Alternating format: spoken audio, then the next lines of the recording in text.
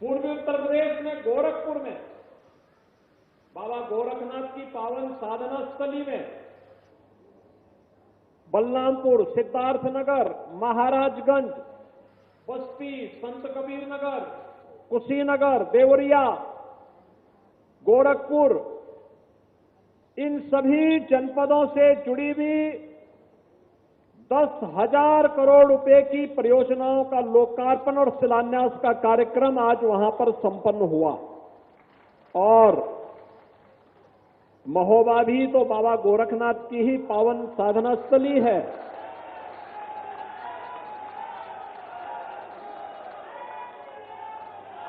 वीर आला और उदल की भूमि है।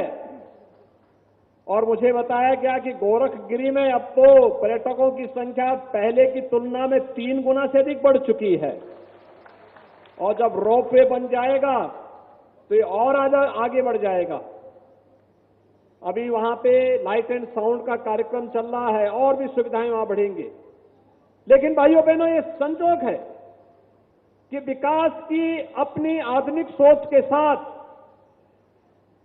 आदरणीय गडकरी जी ने देश के इंफ्रास्ट्रक्चर को आधुनिक इंफ्रास्ट्रक्चर के रूप में बदल करके देश की अर्थव्यवस्था की रफ्तार को देश के दुनिया के अंदर सबसे बड़ी अर्थव्यवस्था के रूप में स्थापित करने के लिए जो योगदान दिया है वो अविस्मरणीय है और अभिनंदनीय भी है।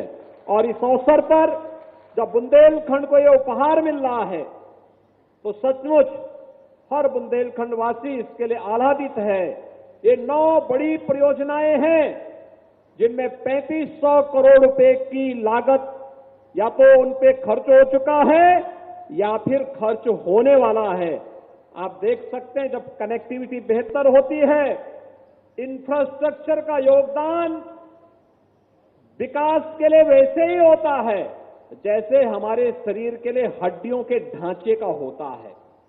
आप सोच सकते हैं अगर हमारे शरीर में हड्डियां नहीं होती तो शरीर की क्या स्थिति होती।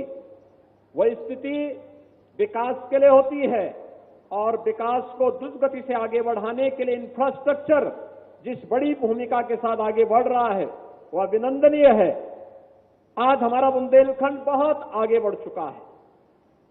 आदरणीय प्रधानमंत्री जी के विकास के विजन को जमीनी धरातल पर उतारने के लिए जो कार्य हुआ है, भाइयों बहनों, हम सब जानते हैं बुंदेलखंड एक्सप्रेसवे पूरे बुंदेलखंड की एक लाइफलाइन बन चुकी है। बुंदेलखंड में हर घर नल की योजना आज साकार रूप ले रही है। बुंदेलखंड में डिफेंस कॉरिडोर एक नए सिरे से दुश्मन को दहलाने के लिए अपने आप को तैयार कर रहा है। और यही नहीं, अभी तो इस बार के उत्तर प्रदेश शासन के बजट में भी हमने बहुत कुछ दिया है। झांसी के लिए एक औद्योगिक डेवलपमेंट अथॉरिटी के निर्माण के लिए 6,000 करोड़ रुपए की व्यवस्था हमने केवल झांसी के लिए की है। बुंदेलखंड एक्सप्रेस हाईवे को झांसी तक ले जाने की भी तैयारी कर ली है, उसके लिए भी पैसे की व्यवस्था की है। और बुंदेलखंड एक्सप्रेसवे को चित्रकूट तक पहुंचाने का काम भी हम लोग करने जा रहे हैं। और बांदा से चित्रकूट के बीच में भी हम लोग एक नए औद्योगिक डेवलपमेंट अथॉरिटी के निर्माण की कार्रवाई को आगे बढ़ाने जा रहे हैं। बुंदेलखंड एक्सप्रेस हाईवे पर 2 नए औद्योगिक क्लस्टर विकसित करने के लिए भी धनराशि की व्यवस्था हम लोगों ने की है। इसका मतलब अब हमारे बुंदेलखंड के युवाओं को नौकरी और रोजगार के लिए बुंदेलखंड के बाहर नहीं जाना पड़ेगा। बुंदेलखंड में जो उद्योग लगेंगे, दुनिया नौकरी करने के लिए बुंदेलखंड में आएगी। और बुंदेलखंड के नौजवानों को तो खैर यहां पर नौकरी और रोजगार मिलेगा ही मिलेगा। उस रोजगार और नौकरी की संभावना को आगे बढ़ाने के लिए ही ये इंफ्रास्ट्रक्चर लेकर के आज आदरणीय गडकरी जी आपके बीच में आए हैं।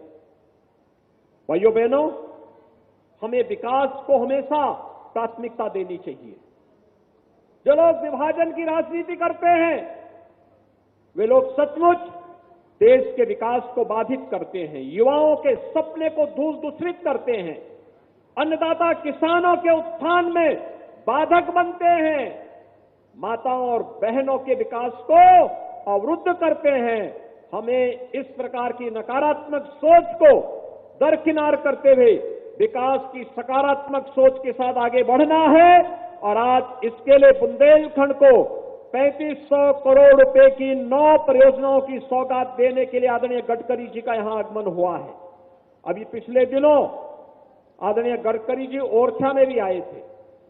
ये पहली बार हुआ है जब कोई केंद्रीय मंत्री 1 महीने के दौरान 2 बार बुंदेलखंड का दौरा कर रहा हो, और ये गडकरी जी ने साबित कर दिया।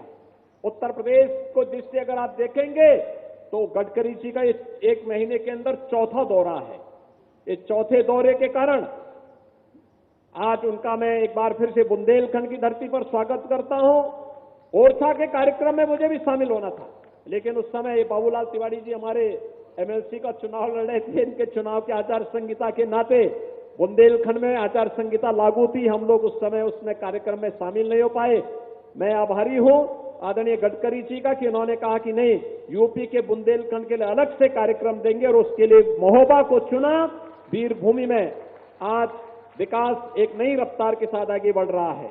यहां पर तमाम कार्यक्रम अर्जुन साहब परियोजना के साथ साथ तमाम अन्य शुद्ध सिंचाई की बड़ी बड़ी परियोजनाएं आज कार्य रूप ली हैं, और खासतौर पर इन योजनाओं में जहां पर आज वे तमाम योजनाएं यहां के लोगों की भावनाओं के अनुरूप यहां पर सिंचाई के लिए भी और पेयजल के लिए भी उत्तम व्यवस्था देने जा रहे हैं।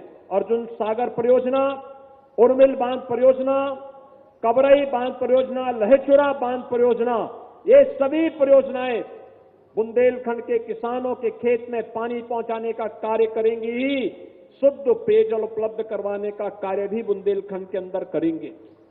और ग्लोबल इन्वेस्टर समिट ने तो अकेले बुंदेलखंड के लिए 4,30,000 करोड़ रुपए के एमओयू अकेले बुंदेलखंड के लिए हुए हैं, बुंदेलखंड में निवेश के लिए।